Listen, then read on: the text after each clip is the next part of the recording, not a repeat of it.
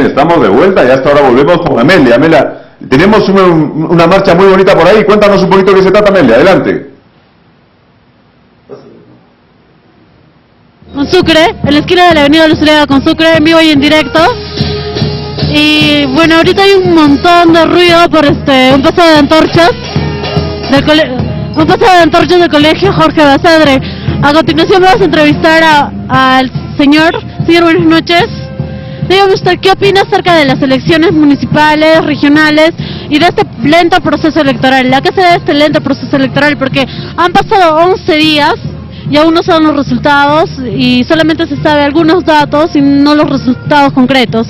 Bien, cuando se habla de algunos procesos electorales, no solamente este, sino de los anteriores, mientras no se termine el conteo oficial hasta las últimas cédulas de votación, entonces no podríamos dar como ganador, creo, todavía a ninguno. Y sobre algunos asuntos de ánforas que han sido intervenidas, igual hay que esperar con calma hasta que probablemente el Jurado Nacional de Elecciones y también la OMPE den el veredicto final. Entonces creo que hasta el momento todavía no hay un ganador oficial y esperemos pues personalmente que personalmente opino que hay una segunda vuelta, porque esperamos que el voto de los ancachinos, en especial de la zona sierra, tiene que hacerse sentir también. ¿Ha escuchado usted acerca del voto electrónico? Hace unos instantes se ha aprobado el voto electrónico y me gustaría saber su opinión. Sabemos que está como un proyecto, pero mientras igual no se oficialice a nivel de Congreso, a nivel nacional, tiene obviamente algunas ventajas, pero la desventaja es que es electrónico y precisamente por ser electrónico uno lo puede manipular vía sistema. O sea, hablamos de softwares informáticos que tú puedes manipularlos y entonces por ese lado algo electrónico es bastante falible, y mientras que algo sólido no se puede modificar. Entonces por ese lado tanto sus ventajas como desventajas, que habría obviamente que analizarlo a nivel de Congreso. Muchas gracias. Bien, gracias. Amelia, ¿tenemos a alguien más por ahí? ¿Tenemos a alguien más? Sí, voy a entrevistar a una señorita. Buenas noches. ¿Qué opinas tú de Huaraz acerca de cómo es como capital de la región? ¿Cumple con los requisitos de una capital de la región?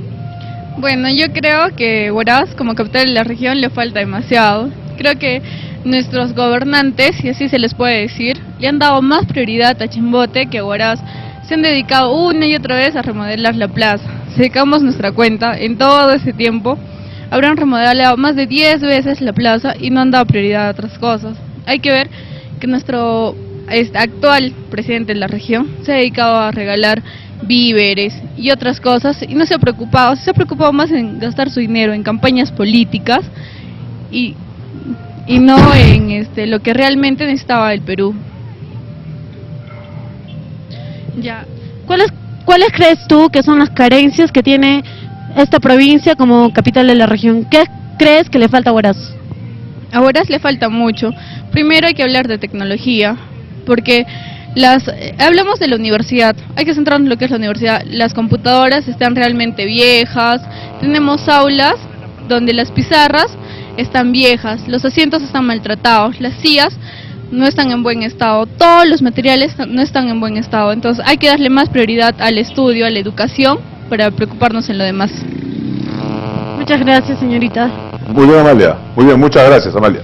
Volvemos a un rato más adelante. Gracias, gracias, Amalia, entonces. Gracias. Con ustedes, en su punto de encuentro, Amelio Yola. Gracias. Gracias, Amalia. Un trabajo interesantísimo. Esto lo tenemos que ir mejorando día a día. De hecho, ya está ahí el plató de Cablandino, está en la Plaza de Armas, está en el Banco de Crédito, la gente está pasando por ahí, la gente está opinando y esto resulta fundamental. Y bueno, en esta parte final del programa, dos cosas importantes las que tenemos que conversar. Un primer tema es que se me ocurre que nuestros futuros candidatos al Parlamento, cuando se hagan parlamentarios, tienen que agarrar un proyecto de ley que nosotros le vamos a alcanzar, un proyecto de ley que se los vamos a alcanzar. Ese proyecto de ley consistirá en una sola cosa: en plantear ante el Congreso Nacional que los presidentes regionales de cada región del país se pongan de acuerdo con los parlamentarios y tengan una labor, de verdad, de armonía, de conocimiento y de contrapeso con relación a la inversión en obras productivas. Es decir, que el parlamentario de Huaraz, por ejemplo, o los parlamentarios de Ancash, por ejemplo, fiscalicen de modo directo al presidente regional y a los 166 alcaldes que tiene esta región. Eso sería muy interesante, porque entonces, si eso fuere posible, si la ley lo permitiera, entonces nuestros presidentes regionales, nuestros consejeros y nuestros alcaldes no actuarían con tanta frivolidad como actúan. No estarían con las manos tan libres como actúan, sino que tendrían que someterse al primer poder del Estado, tendrían que discutir ahí, dar respuestas ahí, ¿no es verdad? Y entonces habría un contrapeso, habría una suerte de control interpoder. Muchos me dirán, eso le va a quitar al presidente regional capacidad de gestión. Otros dirán, eso va a frenar la labor de los alcaldes. Puede ser, pues, puede ser. Pero lo que la experiencia nos indica, después de casi una década ya de regionalización, es que los presidentes regionales y los alcaldes han actuado, no siempre, pero casi siempre, como les ha dado la gana. Y entonces vamos viendo los resultados. Los resultados están a la vista. La gente que opina en estas cámaras abiertas de Cable Andino y de este su punto de encuentro está profundamente inconforme con la educación, con la salud, con la infraestructura y con la condición de Huaraz como capital. Los huarazinos están sintiendo que Huaraz no está a la altura de las circunstancias. De modo que, si se generara este proyecto de ley, si se planteara ante el primer poder del Estado, el señor César Álvarez, por ejemplo, antes de invertir, antes de ejecutar, tendría que conversar con los parlamentarios regionales. Y entonces habría un control interpoder y el señor César Álvarez ya no haría lo que hace, es decir, hacer lo que da la gana. Y la cosa cambiaría, la cosa mejoraría. Entonces nosotros vamos a preparar un proyectito acá, en este modesto punto de encuentro, y a nuestros parlamentarios huarazinos que salgan elegidos, les vamos a entregar en sus manos el proyecto para que lo presenten al primer poder del Estado y que se debata. Y yo tengo alguna experiencia parlamentaria. Y algunos años de mi vida los he pasado trabajando como asesor en el Parlamento. De modo que yo sé que un pedido de este tipo, si se toma en cuenta los resultados del manejo presupuestal y la forma arbitraria que tienen ciertos presidentes regionales en actuar, un proyecto de ley como este en el Parlamento, yo creo que tendría éxito. Yo creo que sería aprobado. Y entonces veríamos al presidente regional de Ancash sentarse en una mesa con los 5 parlamentarios ancashinos y le tendría que explicar a los parlamentarios qué está haciendo y qué no está haciendo. Y entonces nuestros parlamentarios justificarían su labor, porque ahora lo que está pasando es que nuestros parlamentarios van a Lima, se sientan en su curul, ganan un muy buen emolumento mensual, tienen doble sueldo en julio y doble en diciembre, tienen muy buen seguro de salud, de verdad, y se olvidan de Huaraz, pues. Y no vienen nunca, pues. Y no conversan con los presidentes regionales. Y miren las carreteras que tenemos nosotros, miren la infraestructura que tenemos, miren ese aeropuerto impresentable que tenemos, porque nuestras autoridades políticas no están contrapesando al presidente regional, tan simple como eso. El señor Comepollos, en vez de empacharse tanto, ha podido ir a cuestionar a Álvarez a Chimbote, le ha podido hacer una huelga de hambre, le ha podido meter la prensa, lo ha podido fiscalizar, lo ha podido presionar, no lo han querido hacer.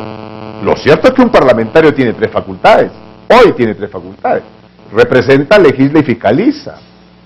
Y cuando le dicen fiscaliza, no hay ningún reglamento que diga que solo fiscaliza temas de carácter nacional, de modo que han podido fiscalizar también al gobierno regional y no lo han hecho. Por eso es que nosotros desde Punto Encuentro, con las mentes más lúcidas de Huaraz, vamos a debatir en este programa, en vivo y en directo naturalmente, y generaremos un proyectito de ley.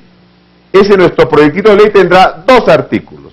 Primer artículo, que indique que el presidente regional, antes de ejecutar cualquier dinero público, deberá debatir con las autoridades políticas de la región, incluidos los parlamentarios. Artículo segundo, que se publique y se ejecute. 2 artículos necesitamos. Hay que llevar esto a una comisión en Lima, a la comisión de regionalización, presumo, que aprueben a nivel de comisión y hay que meter esto a nivel de pleno.